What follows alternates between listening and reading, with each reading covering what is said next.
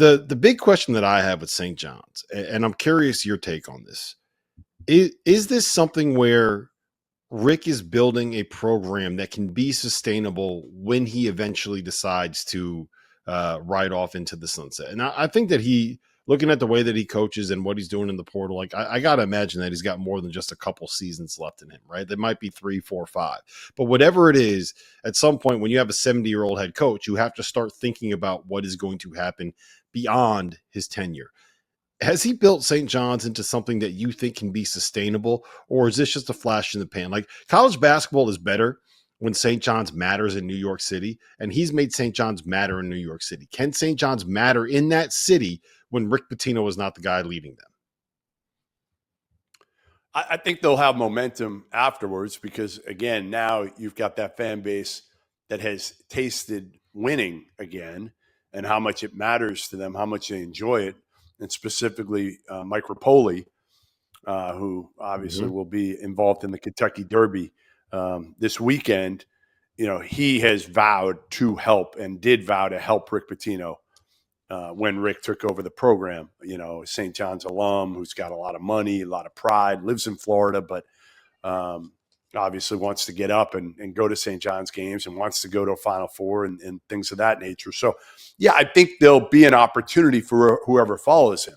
The problem can be the money can dry up quickly. If it's not the right guy, we've seen it with other programs. The money can dry up. There can be a ton of money in the program. You know, Georgetown was a good example for a while, right? You know, the wrong hires and the program went downhill, even though, again, I would argue with a lot of people that I think Georgetown is still a top 20-ish job.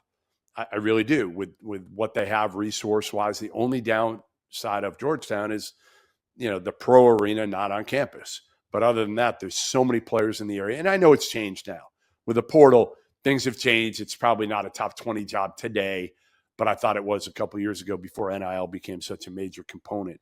For St. John's, it's just about, again, are you going to get the right guy to follow him that's going to be able to sustain this success? Because there's obviously money there, and if there's money there, you're going to be in the equation every year. You're going to give yourself a chance because, you know, I talked to one head coach today, and, you know, he's got basically $4 million of NIL. And I'm like, there's no way. Like, you're not even in the ball game right now. It's not the same sport. Because, again, as we've said for the last couple of weeks, I think you're going to have 20-plus schools that are going to have 10 million plus.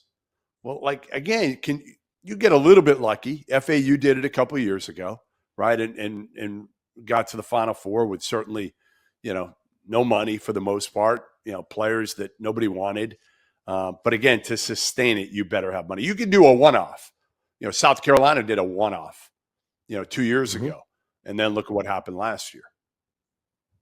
Yeah, that is 100% correct. Is you can find one year where you can find a way to hit it big, right? It's possible to do that. You get a couple gems out of the portal, a couple of underrated guys. Maybe you develop freshmen, whatever it is. You can have a year where you do that. But if you don't have the money after that season, those guys are going in the portal and they're gone, right? I think the most impressive thing that Dusty May has done is not getting FAU to the Final Four. It is after getting FAU to the Final Four, he brought back everybody from FAU when they were the most highly regarded guys that you could find in the portal. So the key is going to be that next year. And in terms of like the hire, finding the right coach, like I feel like that's just kind of a cop-out answer. And I'm not saying it's a cop-out for you, but I feel like that's just saying whenever you are talking about these programs, you got to get the right hire. You got to get the right guy. You got to do this. So, okay, but Chris, hold on. I'll finish your thought. But like, if they hired Chris Mullen now after Rick Pitino, let's say they hired Chris Mullen, who really didn't want to work, right? It was a horrible hire at the time. But if they hired him after Rick Pitino, he would have the money right now, right? He would have the money to be. Now the question is, would he and the staff that he's got be able to figure it out like Rick Pitino with that money? Now, you've got, obviously, you can make some mistakes if you've got $12, $14 million, whatever. I think St. John's going to end up having, 10 to 12, 14, whatever it's going to be, the end of the day. Eventually, it would catch up with Chris Mullen. Eventually, it might not for the first year or two. He'd be the wrong hire, right? Like that's for every job in America. Like, are you going to find a way to be able to make this thing be successful? Yeah, if we get the right hire, you know what I mean? Like it's just I think that the tough part for St. John's is going to be who's the right hire. Who would you go after? I mean, again, they did this. Remember. Yeah. Right now, what I would go after is AG1 or whatever it is, something to make sure that Rick Pitino doesn't age. Find a way to be able to prevent him from aging. So instead of coaching for 3 years, he can coach it for 8 years, right?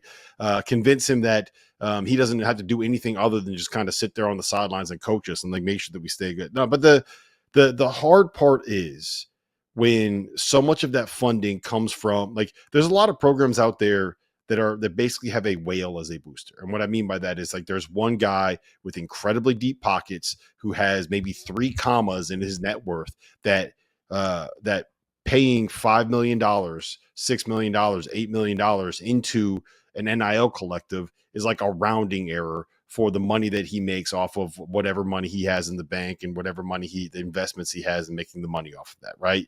And when you have a guy like that can fund it, that's great.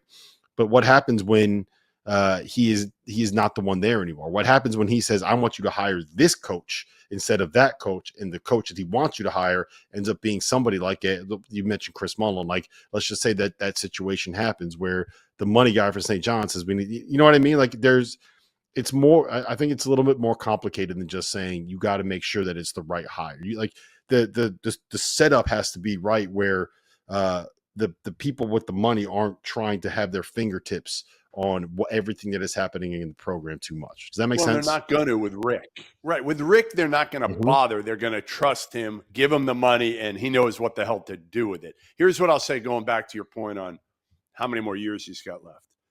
Rick Pitino's 72 years old. Okay, 72. And if you're around Rick Pitino, trust me, he doesn't act 72. You know, some guys who are 72 who act like they're 80, and they're slow, whether it's, you know, moving physically or mentally. Rick Pitino is neither. He's neither of those. He's 72. Right now, the president is 78. Tell me you can't see Rick Pitino being effective at 78 years old as a head coach of St. John's. Because I could totally see him doing it 5-6 more years. I'm resisting. I know. I don't want to get into the political part of it. I'm just saying. I'm resisting the urge to make a joke yeah. Okay. I know. Look. Resist.